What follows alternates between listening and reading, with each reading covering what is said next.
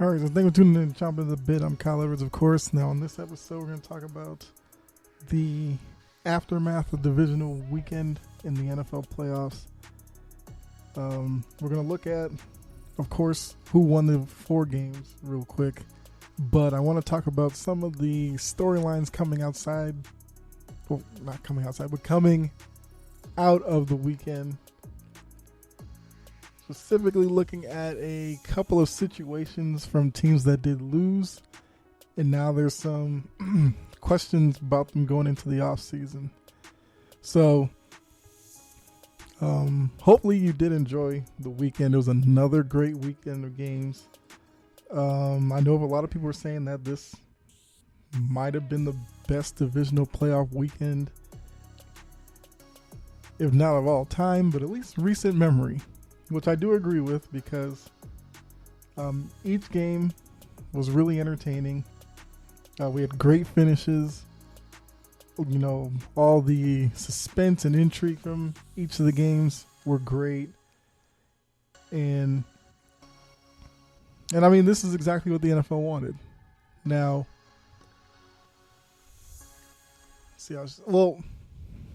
first let's go ahead and just look at the games real quick. So, first game, we had Titans and the Bengals. I know last week I said that the Bengals, did some growing up when they beat, not growing up like they were an immature team, but, they were a young group. And I was saying that they grew up because for, first time being in the playoffs can be a lot. Now, maybe they were helped along by facing off against a Raiders team that had a lot of guys who hadn't been there either. So one of them had to win. But, they looked really good in that game. So now the challenge was to now take on the number 1 seed in Tennessee, down in Nashville. The Bengals came out. They played well. They were aided by Tannehill for Tennessee throwing 3 interceptions, and most times you throw 3 interceptions in a playoff game, you're probably going to lose. So they're moving on to the Afc Championship game. Probably not a team that a lot of people are looking at as making a run there, but they're having fun, they're playing loose, and you're seeing what's happening. So now they're one step away from being in the Super Bowl, and at this point, why can't it be them? Next game, AFC starting with. So we had Kansas City, Buffalo. Now this game was, I'd say it was probably the best game of the weekend. A lot of back and forth was what we wanted to see between Patrick Mahomes and Josh Allen. It was big throw after big throw. It was, just insane plays late. Because Kansas City went up with like a minute left. Buffalo scored. Kansas City gets the ball back with 13 seconds. They drive about 45, 50 yards. Get in the field goal range. Kick the tying field goal. Then Kansas City gets the ball first. They go in, score a touchdown. Game ends. Now, I know coming out of that game, a lot of people are, talking about the overtime rules and how it needs to change. I think that's dumb. Now, when the old rules, where it was,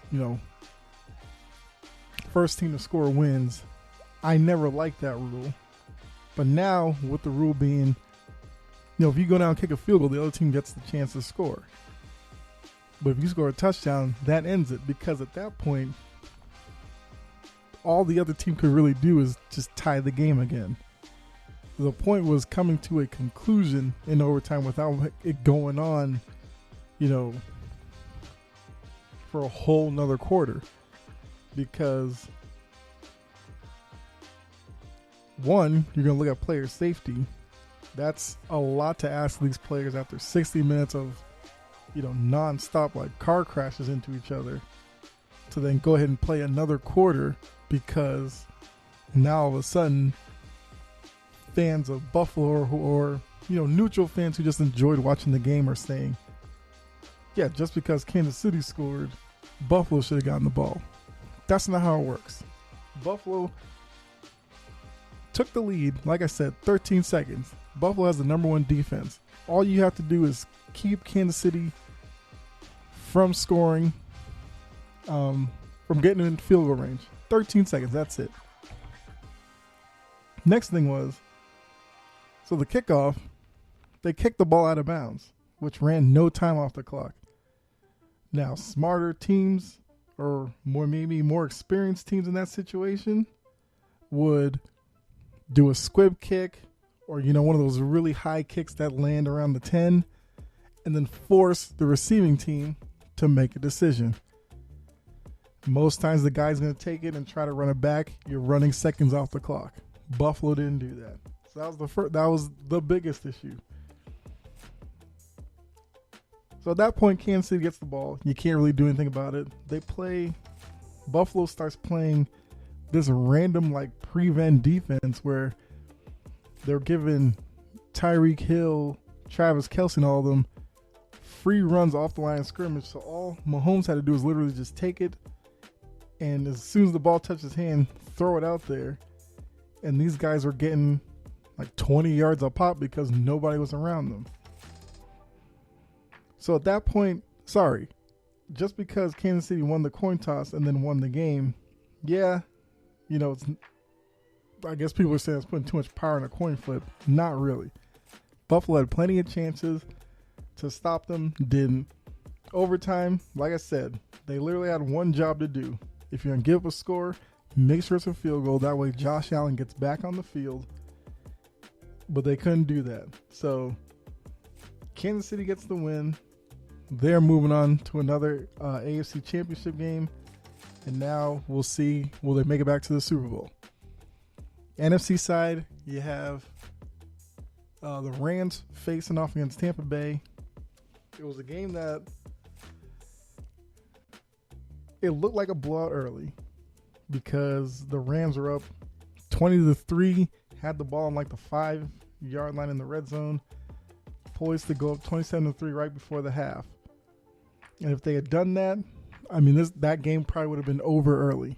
But Cam Akers took a toss sweep to the right. Probably the first time I'd actually seen this series of events, but he gets tackled low, is going to the ground. The ball comes out millisecond before his helmet hits the ground, so it's a fumble. Now, Tampa Bay didn't do anything with the ball at that point, but the fact that they kept the Rams from going up 27-3, you felt could swing the momentum back the other way. The Rams got the ball first in the third quarter, drive down, get a touchdown. It's now 27-3. At this point, based on everything that's gone on, you figure the game's over. But that's where the game really got interesting because we know Tampa Bay has Tom Brady. We've seen Tom Brady do this before. In the Super Bowl where it was 28-3, came back and won that game. Sorry, Falcons fans, I know it's a sore subject, but I had to say it. So we start seeing little changes in the second half. Tampa Bay makes a few plays. Rams have some weird turnovers, including Cooper Kupp fumbling. Never seen that happen. The game ends up tied, kind of like a Buffalo-Kansas City situation. It's late in the game. Rams get the ball. Looks like we're going to overtime, but Cooper Kupp somehow got free down the middle of the field. Stafford throws a great ball over the top. Boom, just like that. They're down within field goal range. They kick a field goal as time runs out. They get the win. Move on to the NFC title game. The Niners and Packers playing the other NFC Championship game. NFC Divisional game. This game was still exciting, and it was a snow game. I love watching snow playoff games, but San Francisco came in the biggest underdog of the weekend. A lot of talk about Aaron Rodgers being the MVP this year, which would be his fourth MVP. A lot of people looking at it as this is the year Green Bay gets to their second Super Bowl with Aaron Rodgers. Only problem was they had to beat San Francisco. So Green Bay scored early, went up 7-0. Looks like, it's going to set the stage for them having a comfortable win and then going back to the NFC title game. But at this point, we knew it wouldn't be against Brady and the Bucks. So, okay. That game was on Saturday, so they didn't know that yet. But either way. So, like I said, the game starts, they score a touchdown. Niners are struggling. Niners get a field goal. Then I think Green Bay got a field goal later in the game. So it's a low-scoring game. And, in low-scoring games, all it takes is one brain fart or missed assignment can turn the game around. Well, we got that in the second half where Green Bay lined up for a punt. Their punt team completely let a guy free. He gets his hand on it. Punt gets blocked. San Francisco recovers it, runs it into the end zone, ties it at 10. So at that point, you're giving the ball to Aaron Rodgers. He has a chance to put him up, hopefully get the win. He does nothing. And then, the Niners come down, make big plays. Deebo Samuel, they kick a late field goal. They win it, move on to the NFC title game. So, on, what do they call it? Conference, well, I think they just call it championship weekend now. We're getting Bengals traveling to Kansas City in the, what's that? That'd be a 2-4 for the AFC in the AFC Championship. NFC, we're getting the 4 and the 6 seeds. So the Niners are traveling to LA to face the Rams. Now, what this weekend hopefully taught some people was kind of something I've been saying for a while. So this is the first thing coming out of the weekend that really made me think. So it's another year that, well, I guess the first thing was the overtime rules thing, which I already talked about. That was a big story coming out of the weekend. Second thing was now that the Bucks have lost, and from that we got, Antonio Brown trying to troll the Bucks by, tweeting out after their loss, which completely done with that story. So now there's questions that we get every year at this point. Is Brady going to continue playing football? For me, I would be a little surprised if he retired. I wouldn't be completely surprised because he's 44. Don't know when his birthday is, but I believe he turns 45.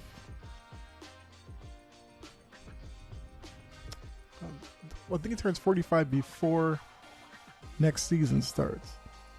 So he did say he wanted to play till 45, which is part of the reason why I think he does come back. But all things considered, if he did walk away at this point, it would make complete sense. Maybe he thinks this Bucks team is going to go through some changes that maybe he's not ready for. I don't know. But I'm probably 60-40 on him coming back. Like I said, not surprised if he leaves. So we're going to go into the offseason. We're going to probably hear about this a lot, whether, Giselle maybe, gets him to retire or something, or what. Either way, retires or not, losing that game to the Rams does nothing to Brady's legacy, of course. He's still the greatest quarterback, I guess I'll have to say, that I've seen, because, you say of all time, which I would say, but, the guys who you didn't see play, how could you compare two eras, blah, blah, blah, whatever. So I'm just going to take it as that I've seen he's the greatest. Joe Montana, very close, but I would say Brady. So nothing changes there. He he showed that in the comeback in the game. So it's fine there. So if he, like I said, walks away, Hall of Famer, all that, no doubt, boom. Now to that other quarterback up in Green Bay, Aaron Rodgers. So this is now back-to-back years. Were they the number one seed last year? I don't know, but I think he was, because they had the NFC title game in Green Bay. Loses that game to Brady and the Bucks, and in the fashion that he lost it, where Brady threw a couple interceptions, so that gave them extra possessions. They had, that play that everybody got on the floor for by electing to kick the field goal instead of, giving the ball back to Aaron Rodgers on fourth down. If you remember, the play before that on third down, he had a play, scrambled, looked like he had wide open field to run it in, decides to throw a, pass into basically double coverage, almost got it picked, which is why I said then I understood why LaFleur went for the field goal, because he had to get points out of it. But a lot of people got on the floor, whatever. So now, Rodgers has another situation. Home game at Lambeau Field, the weather conditions. San Francisco's beat up. Garoppolo has the hand injury and all that. Scores early on in the game. Then does nothing offensively after that, except for the field goal. Several plays, he was forcing throws to Devontae Adams while other guys were open. So once again, loses in the playoffs. Now, for the guy that a lot of people call the greatest quarterback, he's the greatest talent I've seen. He's strongest, but whatever. He's been to one Super Bowl. That's it, which was like 12 years ago. If you take that Super Bowl run out, where they were a wild card team, and they actually kind of got lucky that year because they went up against a few beat up teams. You take that out of the equation, his teams are under 500 in the postseason. Between that span, between the span of his career, several guys have won multiple Super Bowls, been to multiple Super Bowls, all that. Not named Aaron Rodgers, and some guys on the list would shock you. So it was always a thing where they would lose, automatically there was excuses made for him. It was always the talent around him wasn't good enough. The coach wasn't good enough. Now, I never bought into that because I was never that high on Aaron Rodgers. But now we just saw, after this past weekend, all of a sudden people are starting to go, Rodgers seems to come up small in the playoffs. And to me, it's like, it's been this way the whole time. How's nobody seen this? They blame McCarthy, LaFleur, whoever other coaches he had, they always blame them. Like I said, they blame LaFleur for last year.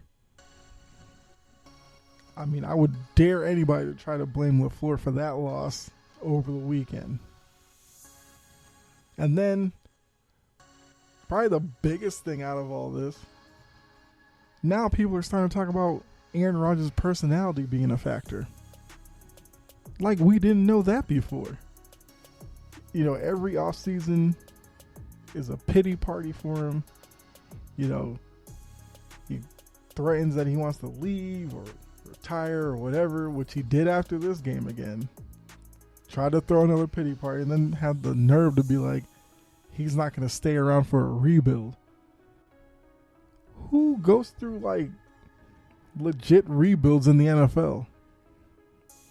With all the parity in the NFL, you never rebuild. Even the worst teams, if you look at Jacksonville, Jacksonville, Okay, let me rephrase that. The worst teams rebuild. And even with that, Jacksonville did the rebuild because they had a top pick, got Trevor Lawrence.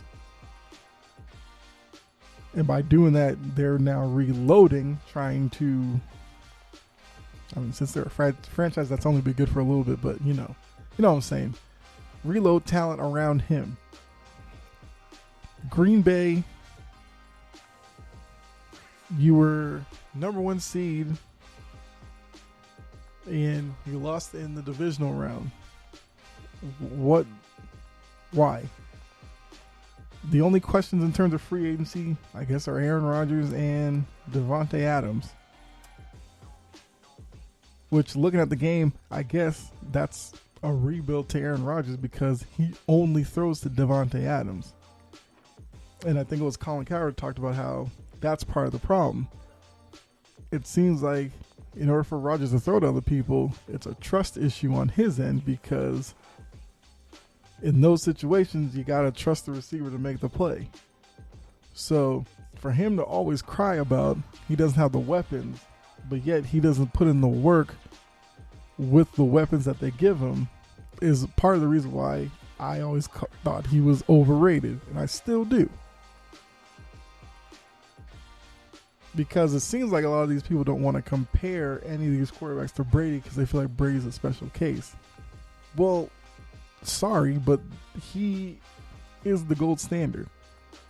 Brady made it work with Julian Edelman, who was a quarterback at Kent State. They turned into a wide receiver. Worked with it. He worked with guys like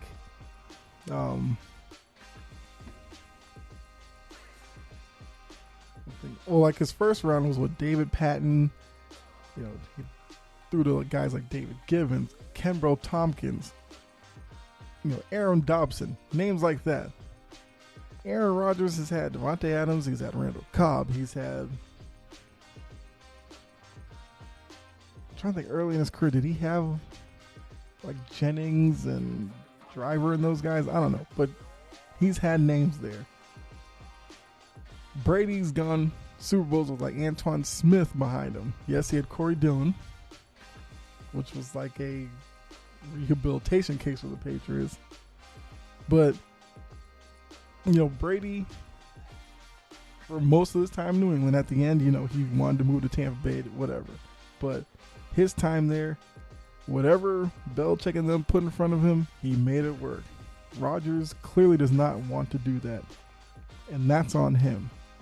So this offseason, if I were Green Bay, I would make some, fake plea for him to come back. But in the back of my mind, I'm hoping he walks away. Because the constant yearly soap opera with him is just too much at this point. And for a guy who's not going to deliver in the playoffs, what are we doing this for? So he can sit there and go host Jeopardy or whatever he threatens to do, or film some more dry, unfunny State Farm commercials. Go ahead, knock yourself out. But I've been done with him. I'm hoping Green Bay's done with him. And then these reports about Denver and the Steelers really wanting him. If I'm Denver, I want to take this guy where I have to go against Herbert, Mahomes, I guess Carr for right now, to try to earn a playoff spot. Then in the playoffs, I may see one of them again, or a Josh Allen, or Joe Burrow. And then I'm supposed to have faith that he's going to be able to beat them in the playoffs? No. Not for him being with 39 and for the kind of money he's probably going to want. No, I'd pass. So, yeah, another failed year for Aaron Rodgers.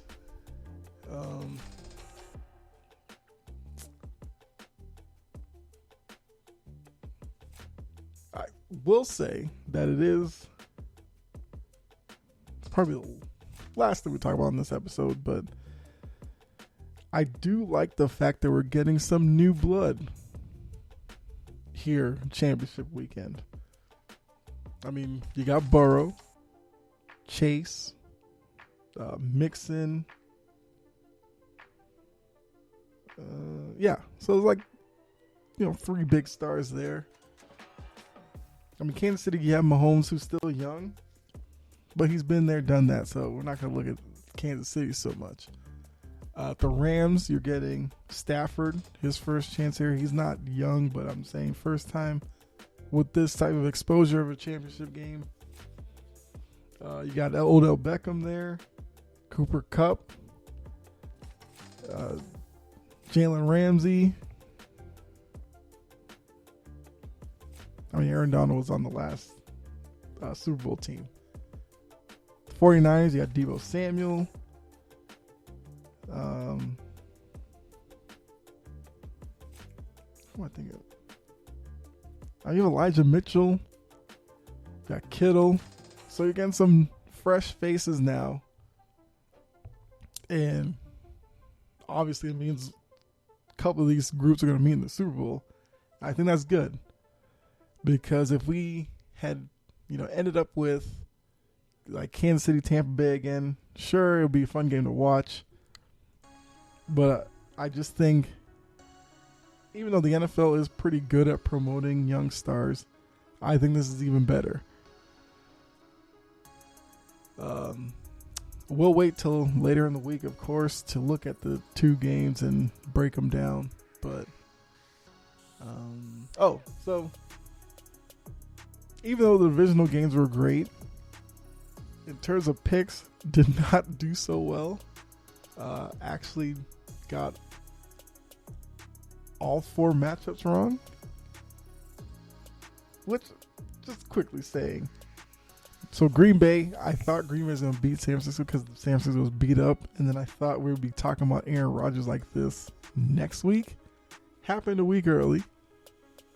Tampa Bay and the Rams, I went back and forth on. Went with Tampa Bay because why go against Tom Brady? But, that didn't work out. Titans, I thought, with Derrick Henry come back, would give them a lift. Beat Cincinnati, who first time there. Maybe they start shaking a little bit. That didn't happen. The Kansas City Buffalo toss-up. I just thought Buffalo was going to get them finally. Probably, and they definitely should have, but, So, hey, went 0-4 there. So, guess that means I think 6-4. Yeah, 6-4 picking straight up, and I'm now 5-5 against the spread. So coming down to about 500, which I was basically for the regular season. But I think that covers divisional weekend. Last thing, I'm gonna do another episode about the whole coaching carousel thing. Got a surprise name that's now mixed into it. If you didn't hear the news today, Sean Payton told the Saints that he's stepping away. Interestingly enough. So now the Saints' job is now the 9th position that's open. Like I said, do another episode on all this, but just want to throw that little nugget into this episode. Interesting to see what happens with Sean Payton. We all know that Jerry Jones has always wanted Sean Payton back because, he was the offensive coordinator there before he got into being the coach of the Saints. So now that he's free again, and after once again, Cowboys let down the postseason, would Payton being out there be enough to entice Jerry Jones to fire McCarthy? We'll have to see. Does he go into broadcasting? I don't know. But like I said, another episode for another day. So, thanks for tuning in. Hopefully you enjoyed the episode. If you did, you know what to do. Subscribe.